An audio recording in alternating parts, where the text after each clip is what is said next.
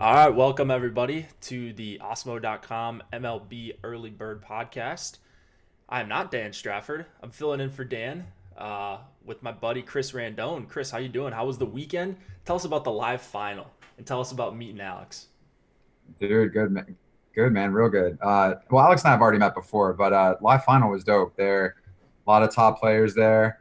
Alex had, I think, 6 teams in the live final, so he had a pretty good sweat going on with one of those teams with Pittsburgh and St. Louis. I think he came in ninth place, but just shy of taking home that first grand prize. But it was cool, man.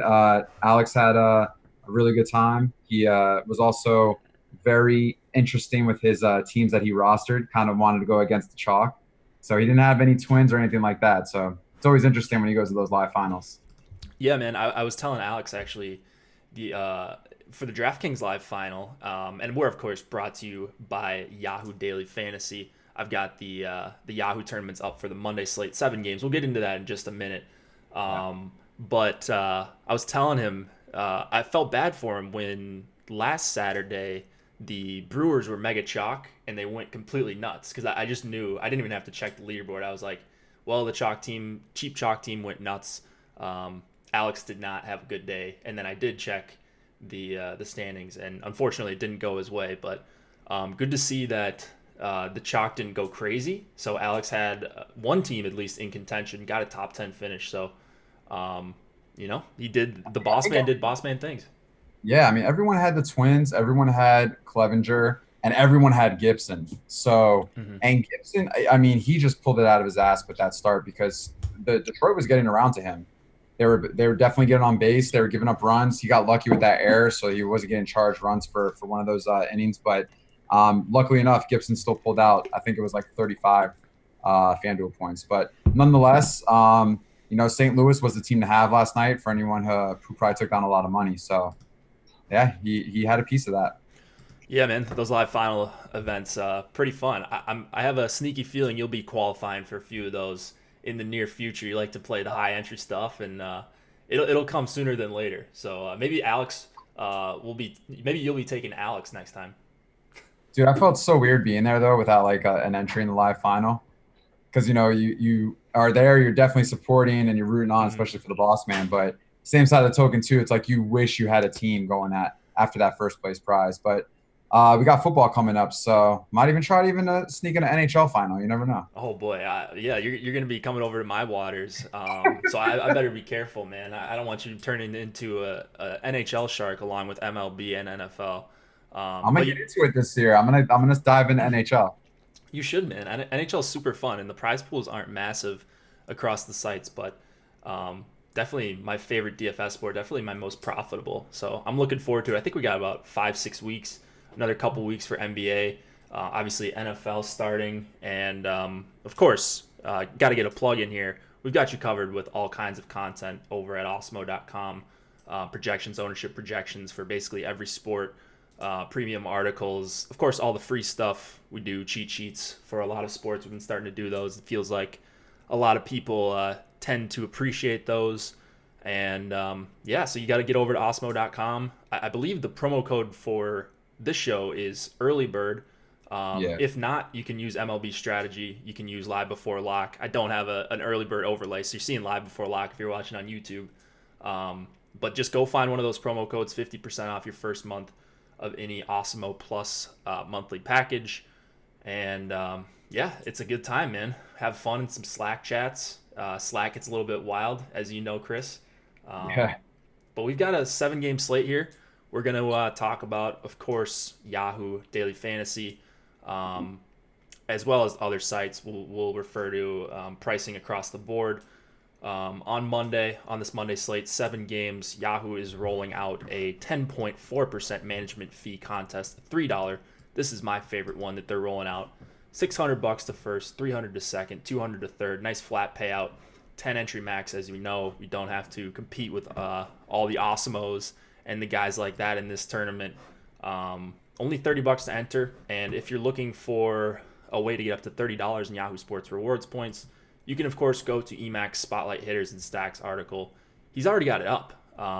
So by the time you listen to this, you'll be able to read Emacs Spotlight Hitters article for Monday, the 26th. All right, let's get into this.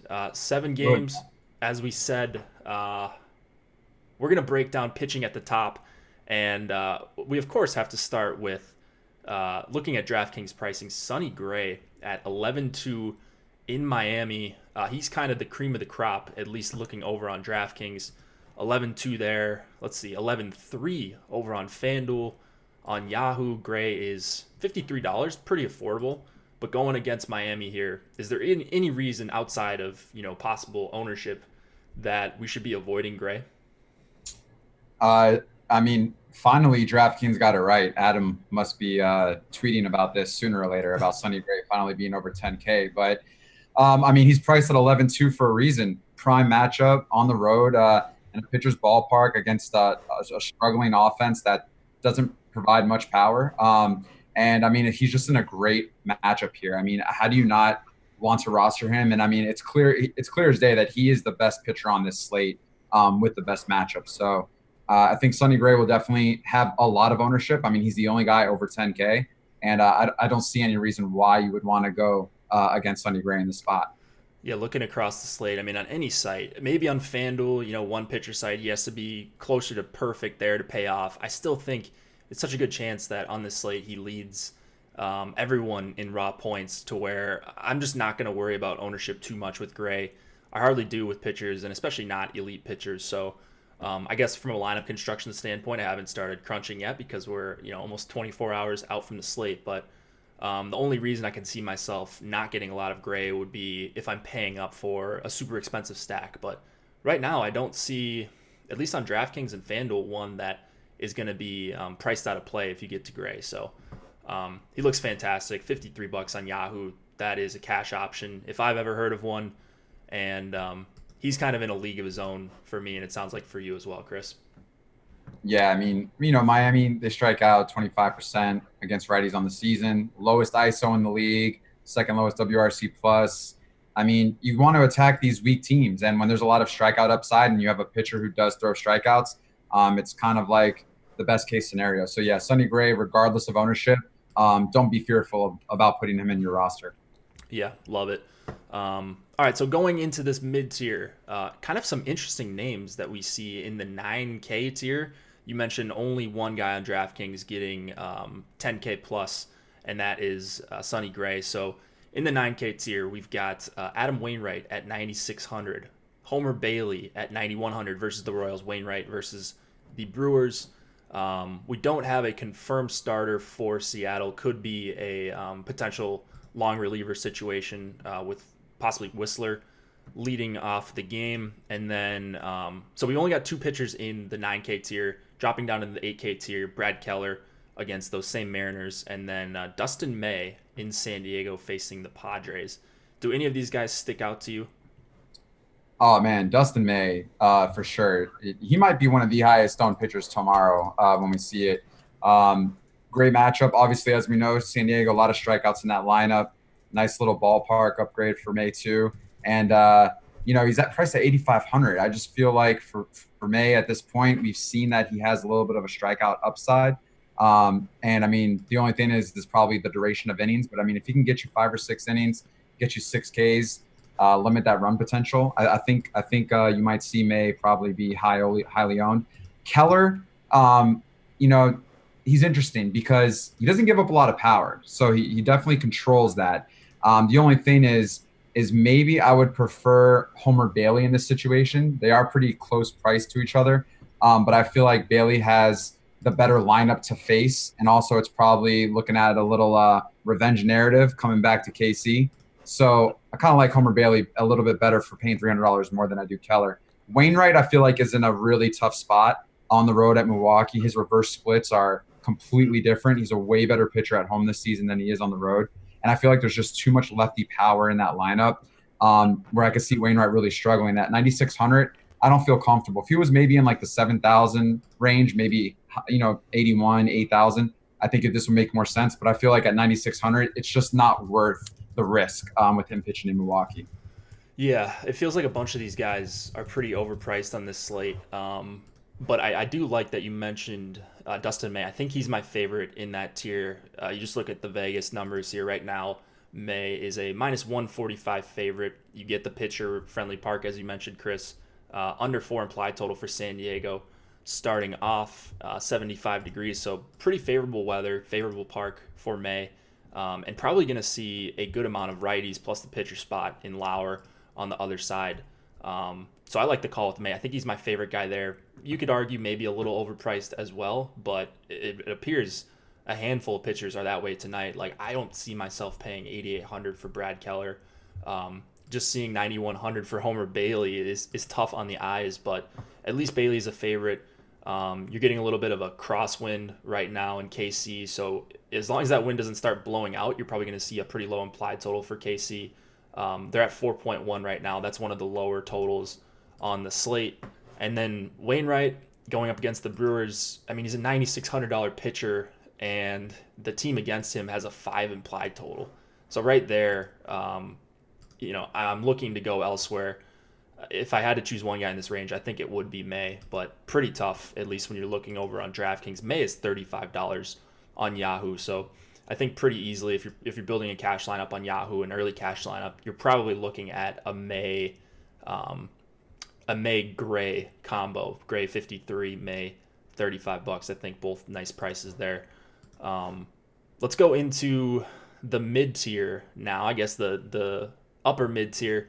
We've got $8,200 Gio Gonzalez going up against the Cardinals. He is a favorite right now, minus 123. We have, Pablo Lopez for $7,400 against Cincinnati. Don't see a confirmed starter for San Francisco, so no line out for that game just yet. But we've also got J.A. Happ at $7,100. He's having kind of a miserable season so far. I guess not so far. We're getting to the tail end of the season. But $7,100 going into Seattle, is Happ a guy you're looking at, or would you be more likely to get to one of the Lopez? I didn't even mention Jason Vargas. He's a home favorite with a 4.5 implied total against. Any of these mid-tier pitchers stick out to you? Lopez is coming off the IL, so we might look at a restricted pitch count there. Which kind of really hurts us if we're looking for someone like him who kind of needs those extra innings or those extra pitches to get you to hit that value. J.A. Happ, very interesting year, like you said. But once again, this is like that Brandon McKay situation where we now know that Seattle has been really crushing lefties lately. And in this last month and a half, 2 months, they own the highest ISO, highest WRC plus, and they're hitting bombs against lefties. So I think this is a little bit of a dangerous matchup for Happ. Don't want to face a team that normally we wouldn't expect to say that, hey, they have offense, but they do. And I think you're going to see a lot of trouble with Nola in the lineup tomorrow, Tom Murphy as well, who both have been destroying lefties. So I'm not really wanting to go there, but the price point makes me think otherwise. And that will probably be the confliction that we see over the next 24 hours of how much will Happ be owned because of that price point. And is he easier to fit in with Sonny Gray than maybe some of these other pitchers on the slate? Yeah, I think Happ might be popular just because of his price, $7,100, and the guys around him aren't looking great. Alex Young, the projected starter for Arizona, I guess he's got a favorable park in San Francisco, but Happ, I think he's going to get squeezed into being pretty chalky, I would think here. I doubt a lot of people are going to go to Vargas at 7,900. Gio Gonzalez, I guess, is somewhat interesting at 82, but man, this is a really tough pitching slate. And it's not like you've got just an abundance of options. Some of these guys look downright priced out of play, at least over on DraftKings. You got some more favorable pricing over on Yahoo, $36 for Gio. Pablo Lopez is at $38, and I did a quick look to see what kind of pitch count we would expect for Lopez. So in his 5 appearances, he pitched on the 28th, the 2nd of August, the 7th of August, and then the 16th and 21st. So it appears he'll be fully rested, Monday being the 26th. He threw 70 pitches in his last start, 65 and 62 in the 2 prior ones. So I think we're looking at, probably 80, 85 at most pitches. $7,400, assuming he's throwing 85 pitches at max. Do you think that's a guy that's going to be in play for you in Miami, pitcher-friendly park, solid total against him, just 4.5 runs, and possibly the roof closed?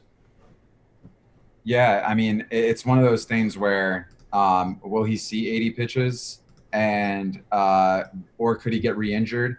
I Mhm. mean, I just feel like he's kind of a liability.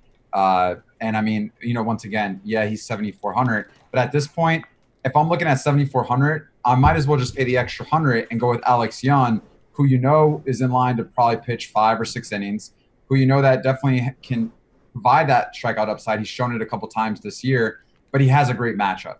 San Francisco struggles against lefties. The ballpark upgrade, it's probably going to be a cool night there. So he has a couple more things in his favor, and we don't have to worry about as much as Alex Young than we do, I would say, Pablo Lopez. Yeah, fair enough. I mean, always concerning when someone's coming off the IL. So Lopez, a guy that I'm going to be looking into tomorrow to see if we can get some information on to see a possible pitch count or innings count that they're looking out of him.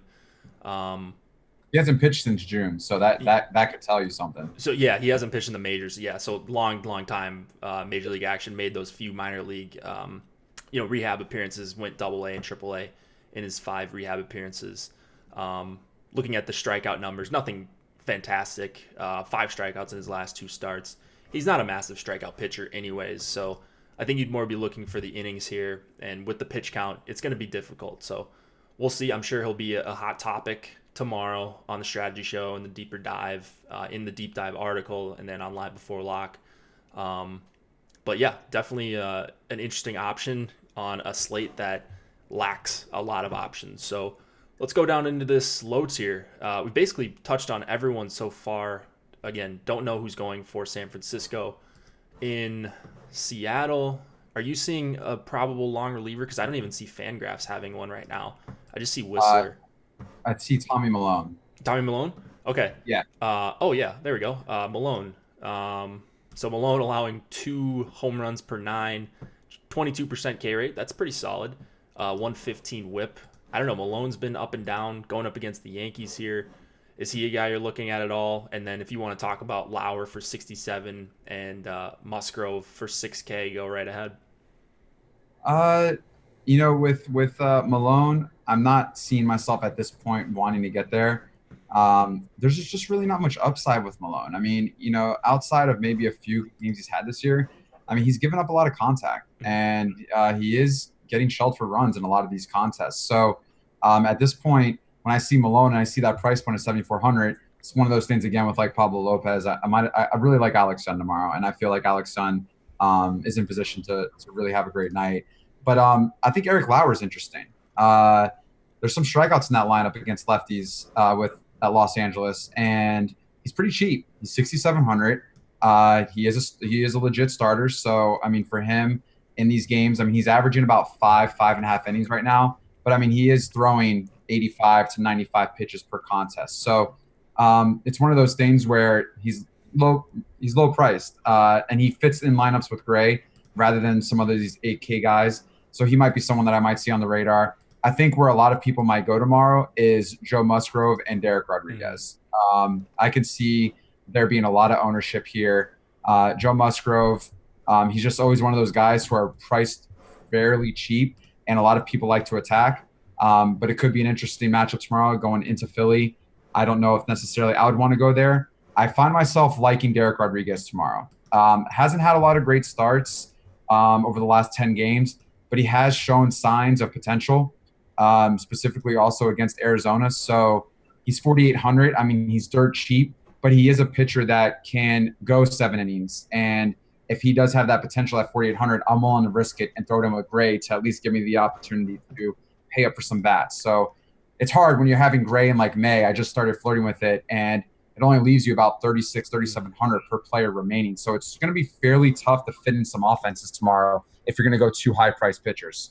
Yeah, I like the call on Rodriguez. Just any punt option that's below 5K on DraftKings, especially on a bad pitcher slate. I'm probably going to get there quite a bit. The question is, am I going to have to pay up for bats? So, one way I think if Lauer becomes a chalkier option on DK, if he starts flirting with 15, 20%, something like that, I think maybe if you're looking to pay up to be contrarian with one of your stacks like the Dodgers or someone like that, not a massive implied total, but you've got Muncy and Bellinger well over 5K. So, if you're going with Rodriguez and a Gray pairing and then a Dodgers stack, you're stacking against one of the other chalky pitchers, I think that's a pretty interesting option. It makes Rodriguez just allow you to get basically whatever you want, in addition to Sonny Gray, who's going to be what everyone wants for the SP1. So I do like the call on Rodriguez, assuming it is him. I'm guessing Vegas just hasn't put out a line yet, but by tomorrow morning we should know who's going for San Francisco. By the time people are listening to this, I'm sure they're going to know who's going for San Francisco. But I like the call on Rodriguez if it is him at 48. Musgrove seems like he's always 6K, always a decent implied total going against him. He's 5,100, again 6K here. He's just a whatever option for me. It's going to depend on ownership for him, as it almost always does on the season. Pretty lackluster numbers, 20.7K percentage. Doesn't walk a ton of guys, doesn't give up a lot of power. He's just kind of an okay pitcher, and DK always prices him down, so he gets ownership because he's somewhat of a name. You have anything to add on Musgrove? You mentioned you're probably going to more Rodriguez than him, right? Yeah, I mean, I think I might go Musgrove too, though. Over the last 2 months, Philly has not been the offense that we've seen. I mean, Rhys Hoskins, I mean, even though he homered today, he's just been struggling. And I mean, their power has dropped significantly. They're one of the worst ISOs right now at home against righties over the last couple months. Right. And one of the lowest WRC pluses as well. And their K rate is up there as too. So, Musgrove pitched that against the Phillies earlier this year. I mean, he threw 30 DK points. So I think people will see that and automatically want to gravitate to him just because of that alone, because I've seen a lot of players do that. But I mean, just knowing that Philadelphia has had their struggles with the offense, I mean, Alicia Hernandez today made them look silly in a lot of ways in 7 innings. So there's potential there for Musgrove. And at 6K, I think he allows you to risk and go on that potential, and pairing him up with Gray. That might be a big play tomorrow that I could see a lot of people doing. I like it. Yeah, I think we've kind of got the pitchers nailed down, talked a little bit about ownership. Let's talk about some preliminary stacks we're looking at.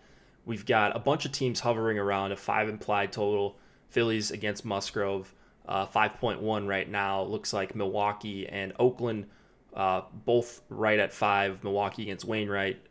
Oakland versus Brad Keller. No total right now that I'm seeing on the Yankees game, but if it's Malone, I'm guessing it could get up around 5, even in Seattle. And then the Dodgers just under 5 at 4.8 runs right now. Any of these stacks sticking out to you here? These near 5 implied totals? Man, it's a nasty slate for some offenses. Yeah. And I'm looking and I'm like, man, this Braves Rockies game tomorrow, I wish it could be on the slate, but they have it playing at 3:00. It's interesting because there's these run implied totals that are going on right now. They're like not enticing. There's a couple teams over 5 runs and there's a couple teams at 5 runs. But if I'm looking tomorrow, so far, I think the Brewers could be interesting. They have a run implied total of 5, but I kind of like the matchup. Wainwright struggled against lefties on the road. I like Yelich, I like Randall, I like Moustakas, and I like Tim, so I could see myself going there. One thing that stood out to me, I know we talked about Lauer, and I know that he is fairly cheap at 6.7K, and I know that there's definitely some potential there to see kind of ownership gravitate. I don't know if people will want to spend on Dodgers bats. You got a couple guys in 5K, and then you have Turner at 4.8. You got Will Smith, if he's in the lineup, at 5.4K at catcher. I think these price points will push away ownership, and I could see maybe LA being that anti-optimizer stack because of their price points and no one really wanting to pay for that of being maybe a top stack of the night that could go off. Yeah, I love the LA call on the anti-optimizer play here against Lauer. I'm hoping Lauer gets some ownership. He often does when he's in San Diego, because he's usually cheap like he is here, but just a tough matchup for anyone going against LA. And if they're not going to get ownership, I doubt you see Bellinger and Muncy getting ownership, at least on DK. 5,700 for Bellinger, 53 for Muncy.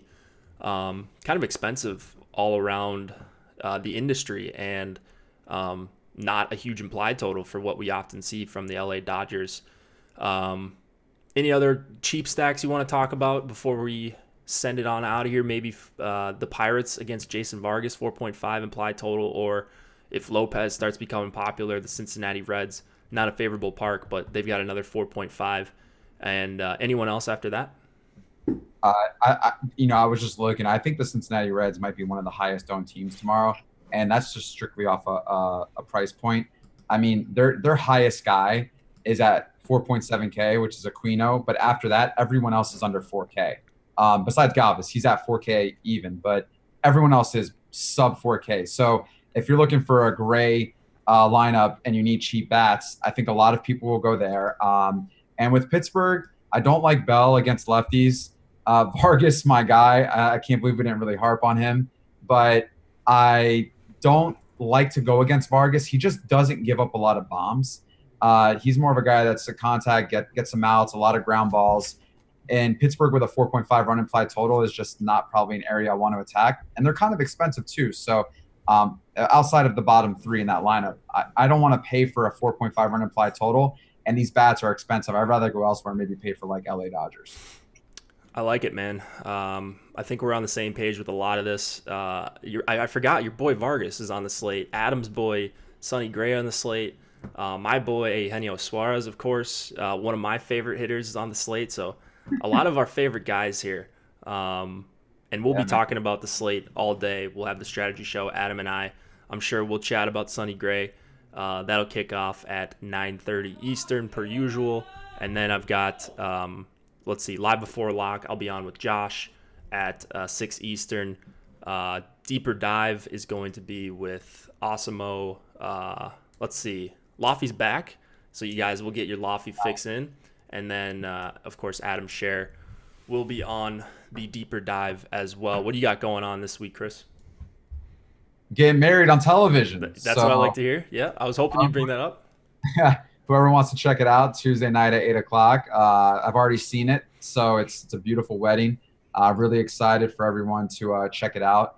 And, I had an interesting thing at the live final. I had a couple guys want to take selfies with me. And, Jake, it was actually because they weren't a fan of the show, Bachelor in Paradise. They were fans of the Live Before Lock with you and I on it. Oh, really? So, dude, it was awesome. Yeah, they wanted to take selfies for DFS purposes. That's funny, man. Yeah, man. They said they love our show. They said they said that we crush it. They said, man, we love listening to you guys right before lock. I'm like, oh man, I love that. Yeah, dude. And you'll be on Tuesday. I can't remember who that's with. Schedule's being changed around because we've got guys crossing over with NFL. And you're going to be doing some NFL content, if I understand correctly, right? Yeah, we're trying to figure it out now. Kind of what shows to get in and what kind of writing I'm going to do. So I think we're still trying to hammer that out. But I'm hoping to be in a lot of NFL content. I mean, I'm going to be diving in, full time in DFS this fall. So I'm ready to rip and ready to do some more shows with you, man. Awesome, man. Well, this was a pretty fun podcast. I think we summed up the 7-gamer, gave people a nice little appetizer. Be sure to tune in to tomorrow's shows or this morning's shows if you're listening on Monday morning. Get over to Yahoo. Check out the low management fee tournament, the 10.4% management fee, and that $3 that's becoming one of our subscribers, a few of our subscribers' favorite tournament. So get over there. It's softer competition on Yahoo. And thanks for joining, guys.